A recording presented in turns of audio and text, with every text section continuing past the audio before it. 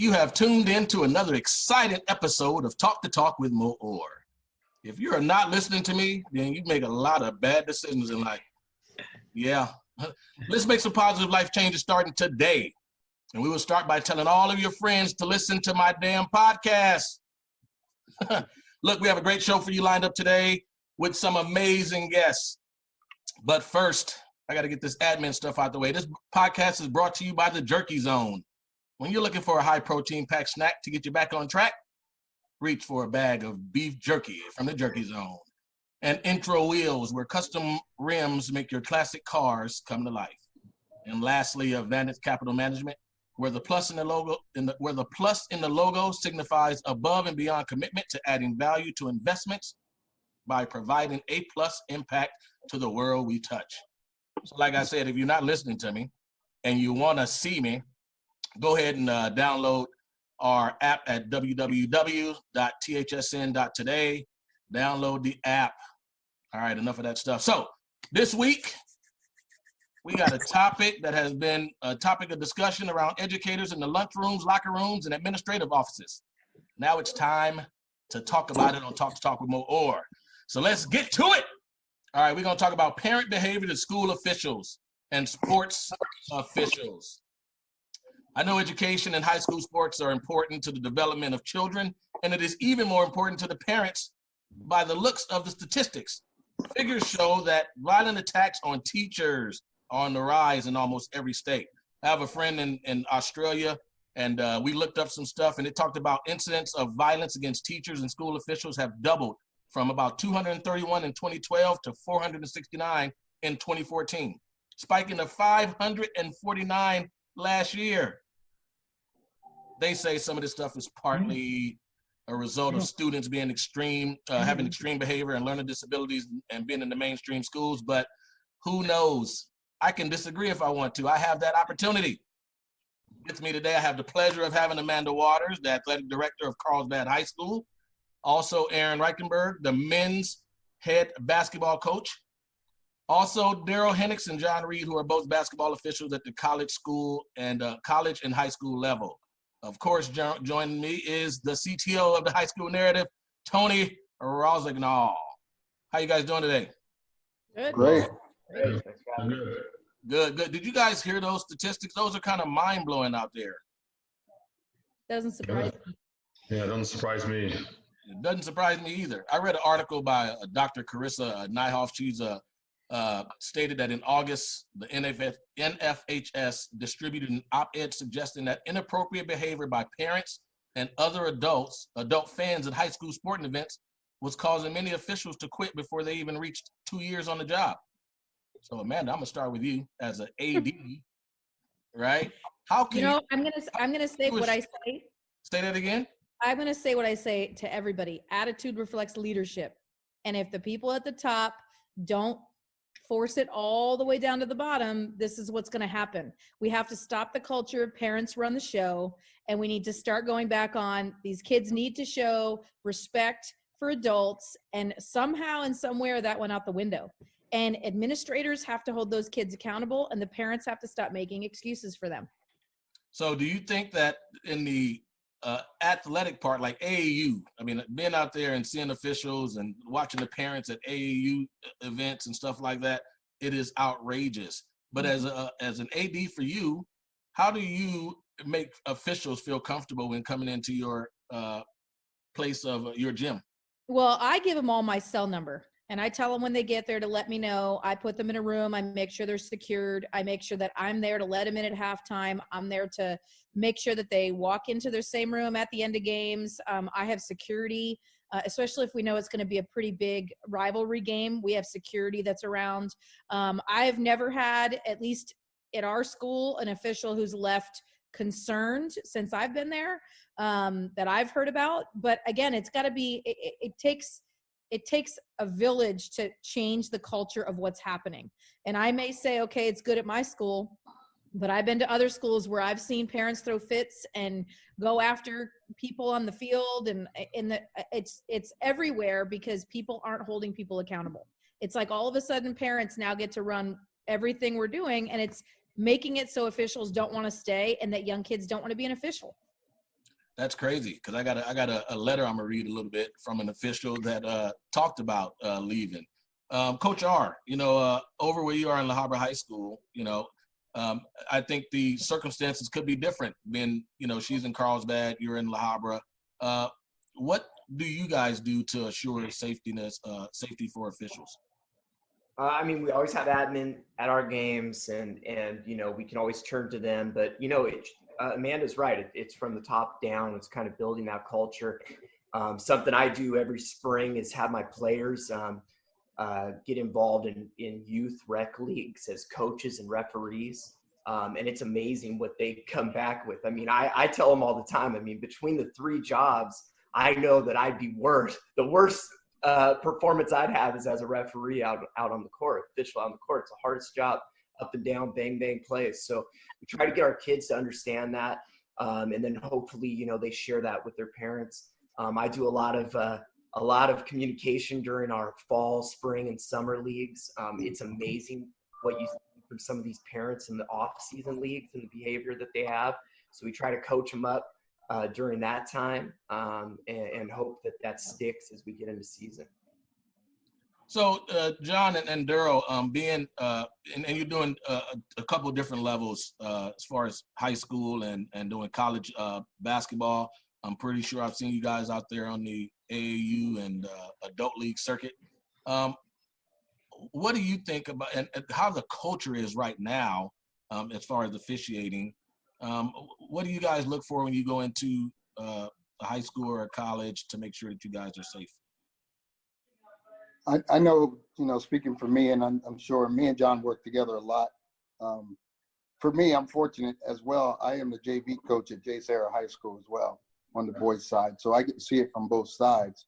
But when we do arrive to arenas or gyms, we look for the administrators immediately, to help us out and get to know who we can go to in case we need any assistance.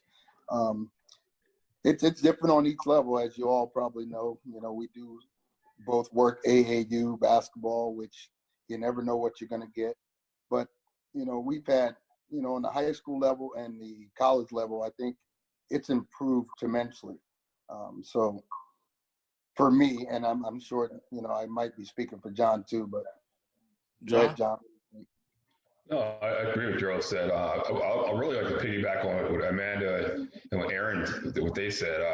First of all, Amanda, she mentioned about letting the referees know who to get in contact with when you get there. At the higher level, at the collegiate level, I've been fortunate enough to work the NCAA level, and that's one thing before we even get to the school, we get an email from the SID from each university who gives us all the information on who the point of contact is. So before we arrive on campus, we already have that information. I know that it's a little harder when you start working backwards towards the high school level. There's just a lot more moving parts, I'm sure, for something like that to happen at the lower levels. But that's a great point which you brought up, and also what Aaron mentioned. It's getting these parents and kids, the players themselves, put them on the court. Let them, the kids, let them officiate. Let their parents come watch their own kids officiate and see what the abuse they take, and let them go back home and sit at the dinner table and talk about and discuss what that experience was like as an official, vice being a player, and a parent watching their son or daughter refereeing out there and all the abuse that they're taking. We get a referee magazine that I don't know, Amanda or Aaron, if you guys subscribe to the referee magazine, but in the referee magazine, there's a thing called The Wire. And in The Wire, all there's down there is just incidents in all different sports. Ironically, the biggest sport that has the most incidents is soccer. I knew you were going to say soccer. So, Mo, you want to piggyback on that? My brother's a soccer coach, so Mo, you can piggyback on it if you got more information on that. But go ahead and weigh in on that. But yeah, it's a good magazine that you can get some good resources from. Well, it's funny because the first thing, something that Daryl said, that he's the JV coach. And I noticed that J. Sarah went undefeated last year. And I think you had how many games for J. Sarah you reffed? With 30, Daryl?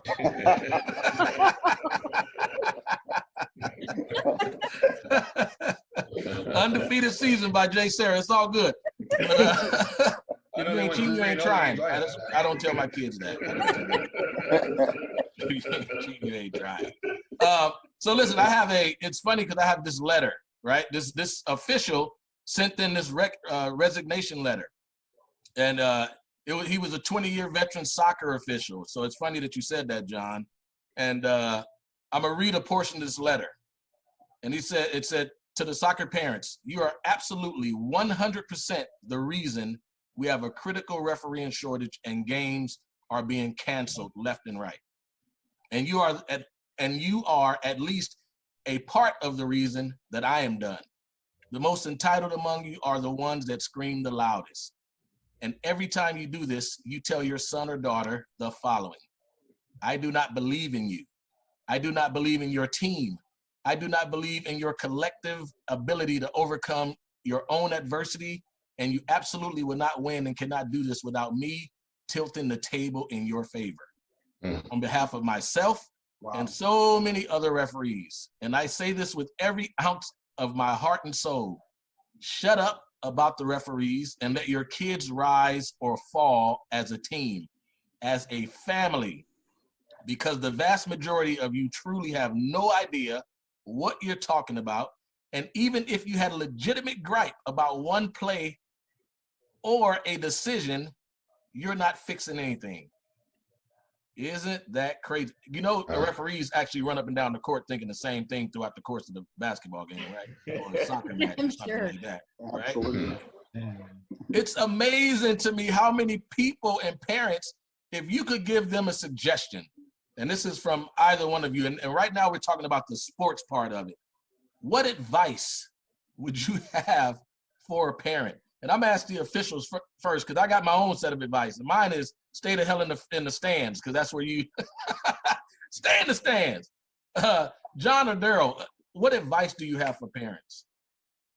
For me, it's simply, we want you there to cheer for your kids, to show good sportsmanship, but be a good leader, be a good example.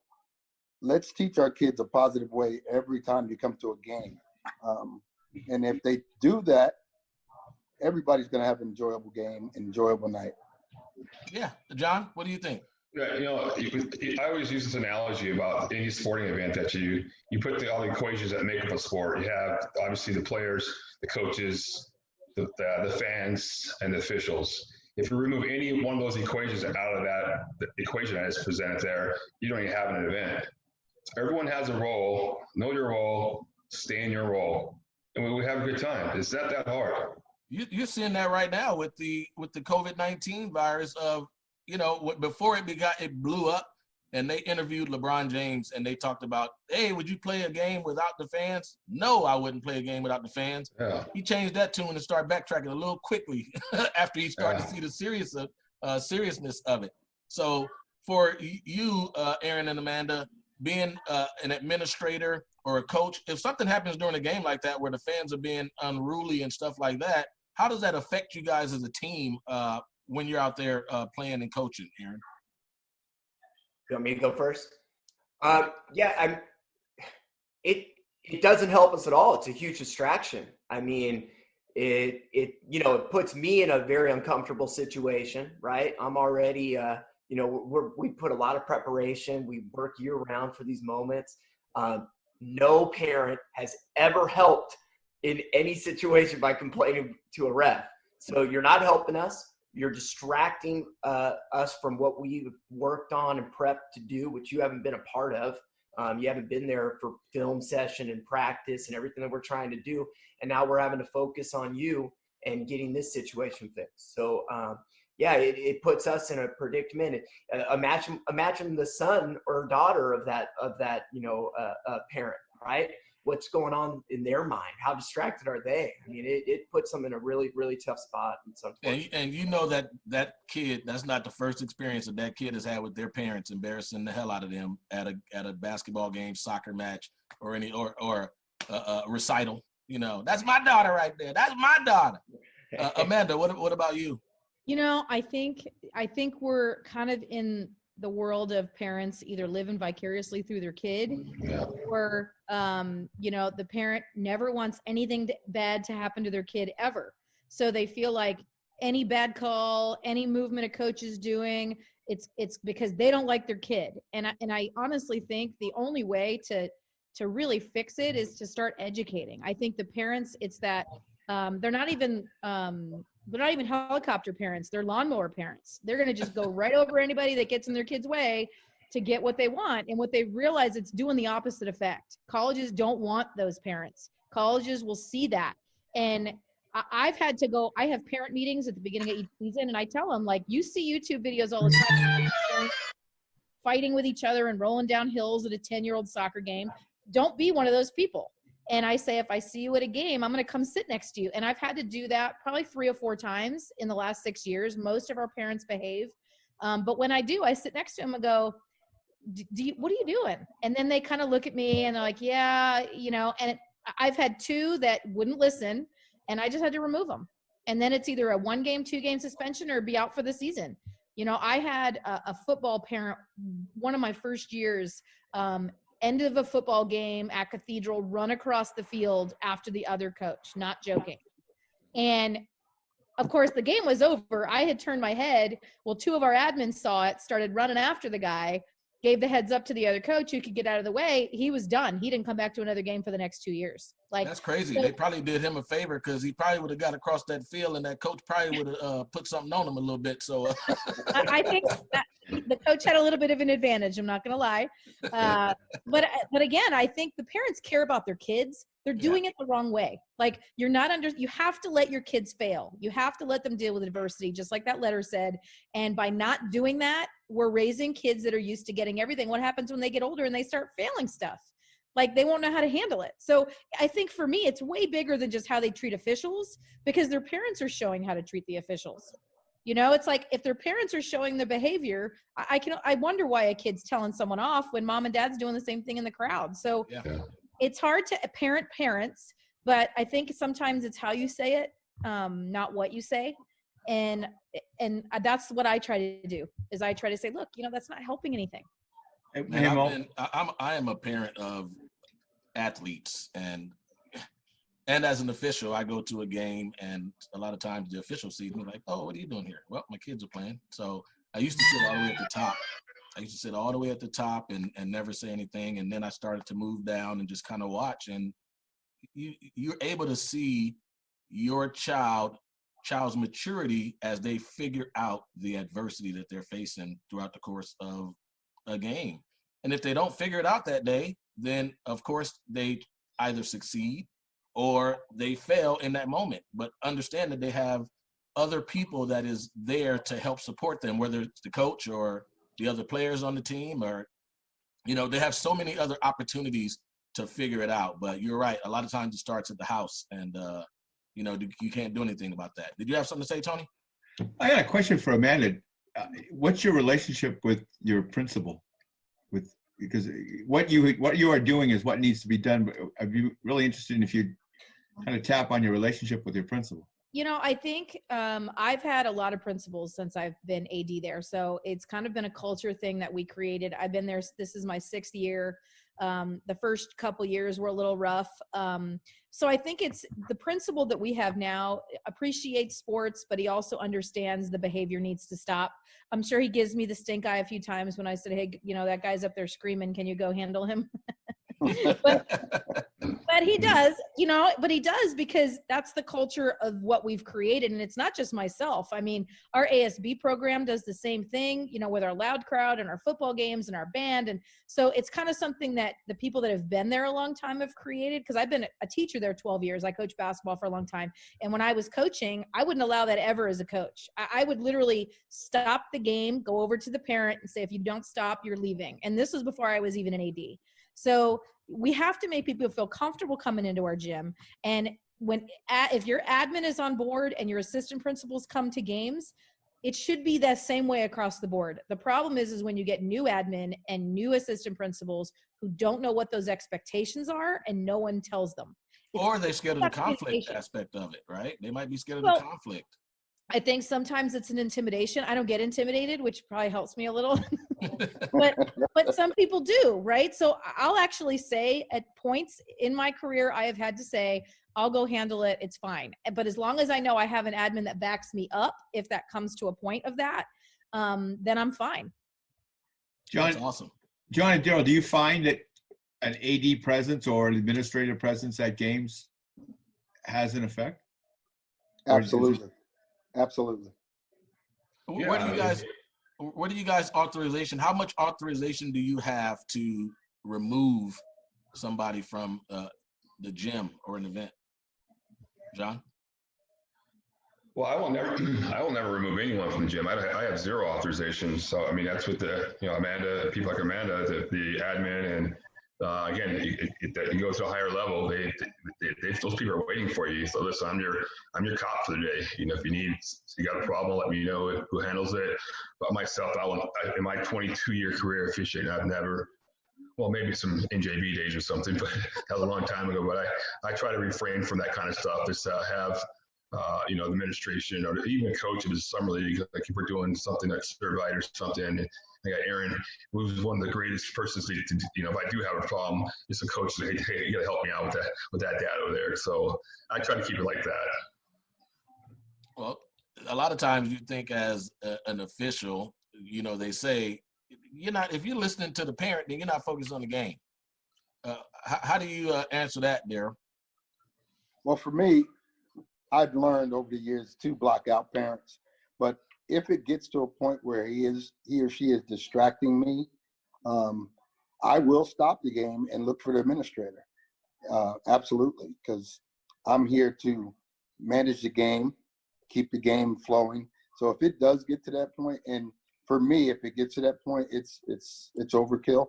So I don't have a problem stopping the game and finding the administrator and have them deal with that person. I think they forget that you guys, the administrators and the officials, are there specifically to provide a service for their children. That's where it is. So I'm wondering if it's the same thing in administrative offices. What is the ticking time bomb that makes those parents, kind of snap at any given moment? Aaron, have you guys had any incidents that you can recall over your coaching career to whereas, you had a problem with a parent dealing with officials, or whether it's berating administration or anything like that? Well, I mean, first off, I've been blessed to have some incredible parents throughout years coaching, but every year I have at least one or two that are pretty vocal and definitely cause some issues from time to time throughout the year. And it's been handled. I've had times working with John, who's always such a great communicator throughout a game, where I could think of a parent who was pretty vocal and this was something that John had even dealt with before working with this family at my school. So it had been kind of quite a reputation, and we worked on it, and throughout the years it did get better, but it was just a work in progress, and usually it was always admin if it did get to that level, AD or an administrator kind of handling those things. Awesome. Tony, I know your years of being in sports. I know, back in the day you were an excellent hockey official, and you probably dabbled a little bit in basketball, but of course, being 5'2.5", it's kind of hard to see over some of those guards. You know what I mean? How does it differ? How does it differ on in hockey where there's a barricade, with the glass or whatnot? Actually, there was an incident back in Boston, and it actually changed the landscape of officiating nationally.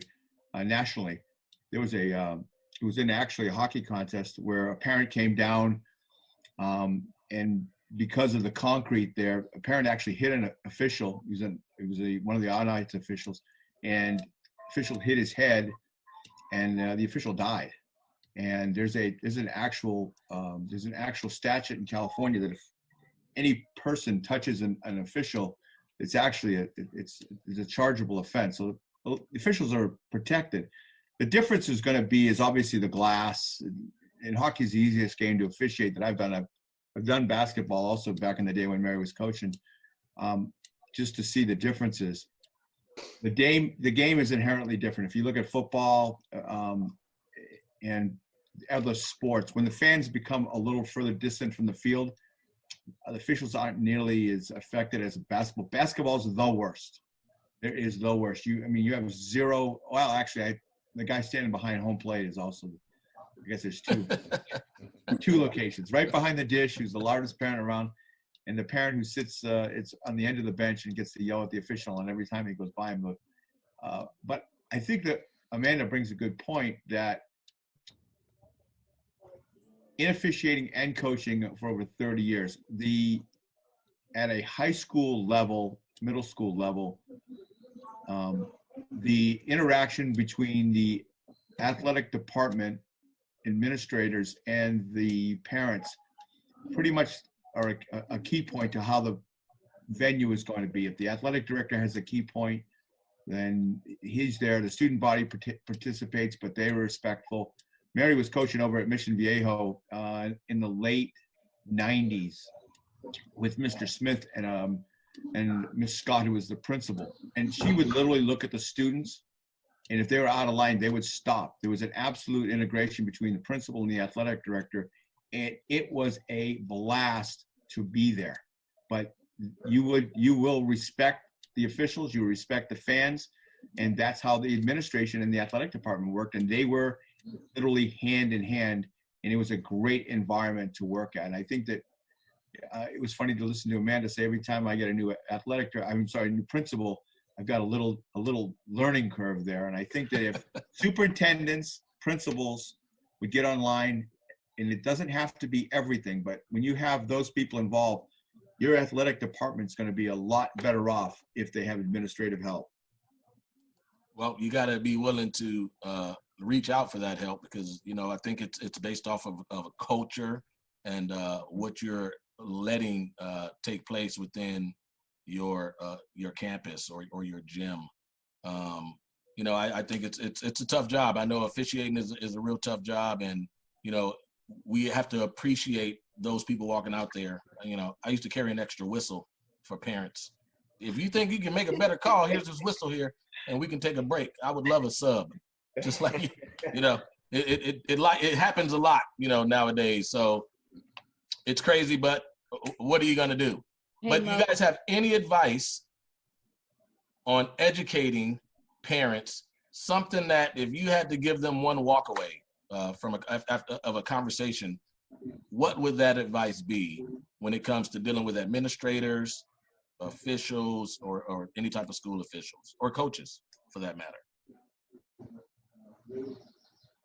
John, I can start with you since you're at the top left corner up there. Actually, Amanda's got something. She tried to jump in here twice. Oh, go ahead, Amanda. Go ahead. So I just wanted to say, to touch on the officials and kicking people out, that's not their job, nor should it be, because it just makes it more confrontational with the parents. So it's a pretty easy fix, in my opinion. I think every sport, like in basketball, we have our sportsmanship meeting at the beginning with the officials and the coaches and the captains.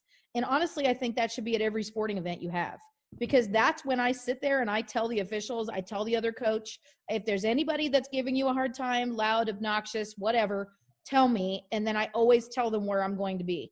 Like, I tell them I'm behind the scorer's table. I'm right back there if you need me. And everybody knows that as soon as an official looks over, and if I'm not there, I get there. So I think that is a big stepping stone. But again, you got to get everybody on board to do it. Setting expectations. What about you, John? One thing I instituted this past season at college and high school level is that the last game of the season or the first game of the playoffs, at the captain's meeting, I asked the players who were there who were seniors, or if it's a JC game, who's sophomores, who are leading the school, and they raised their hands. So I said, you know what, guys, I just want to say one thing to you guys. Congratulations. You did the first thing that was required from you as a student athlete. I didn't say athlete student. I said student athlete. that's the biggest accomplishment. They should remind themselves, the parents should remind themselves why they're really there, to get their education, be blessed enough that they're able to play the sport and be at a captain's meeting, because obviously they've earned that from their coaches to be in that position. But I think we should try to remind the parents that these kids are students who are athletes. And our job as officials is to carry out that educational portion while they're on the court with us and administer what we got to administer as officials. But at the end of the day, they're students. That's awesome. That's something Daryl might have to take and put in his bag of tricks. Ain't that right, Daryl? Aaron, what about you? What do you have for parents that could be a great takeaway? Listen to this podcast. Hey, that's a really good one. I think there have been a lot of good points. The letter, John talking about the roles that everybody plays. In my program, we talk about we culture, and everybody plays a role.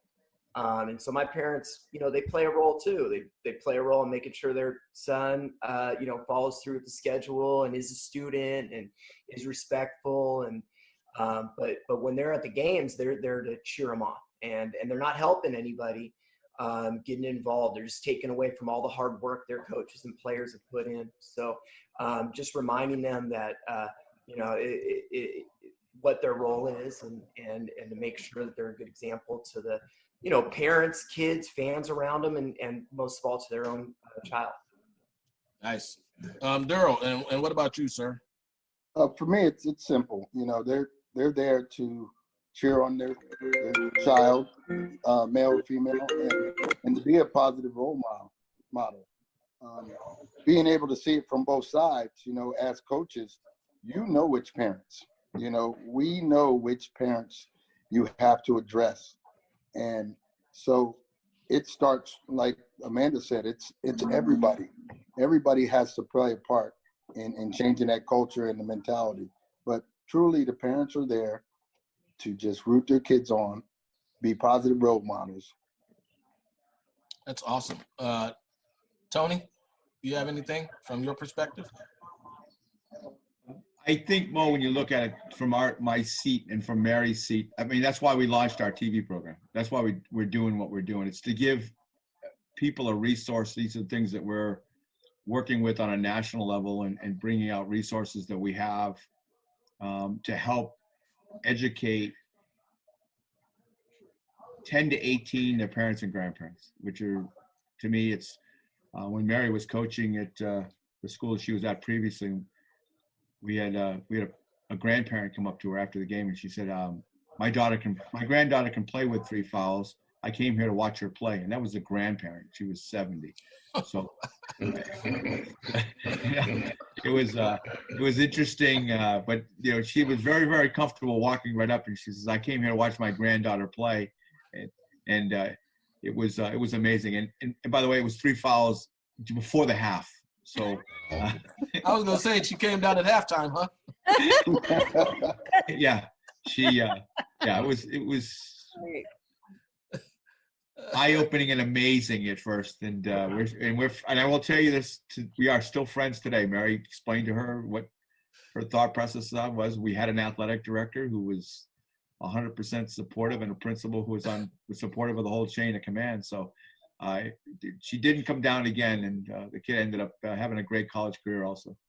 What's funny is that when you look at this, and I would say the common denominator a lot of times is that when you get these parents, it's most likely the kid that they think is the best player on the team, right?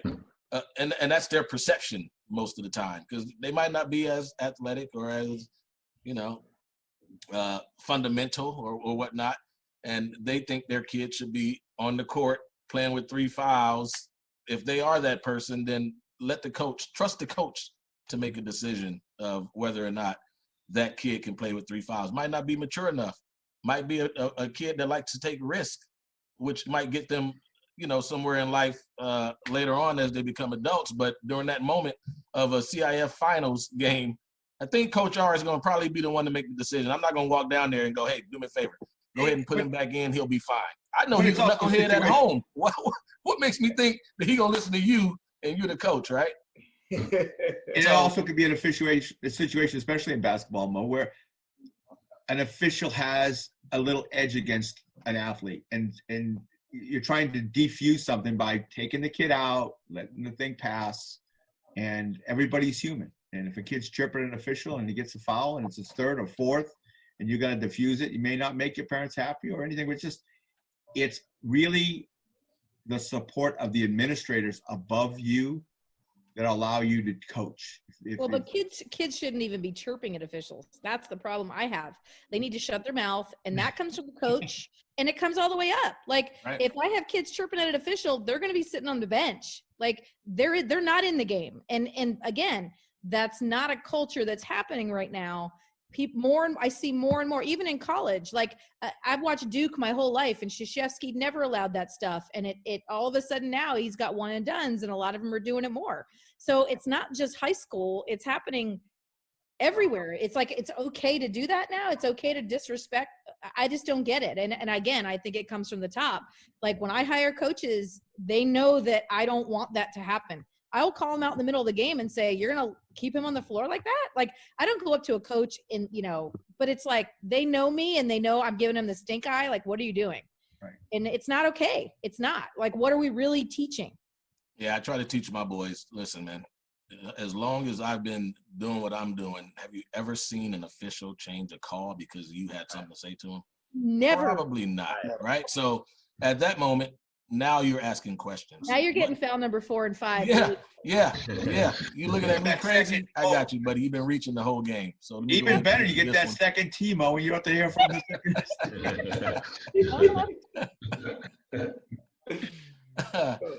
one. So does anybody have anything else to say about this? This is a great topic. I think it's something that should be talked about, at schools. I think coaches, when you have your parent meetings, I think it's something that should be addressed, like Amanda said, that she has at the beginning of the season.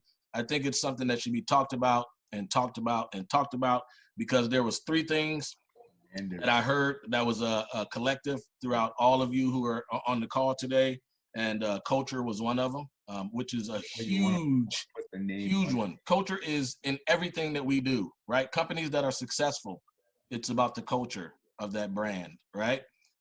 Teams that are successful, when you talk about Lakers and Celtics and Patriots, it's about the culture that they have in there. The next thing is role models, right?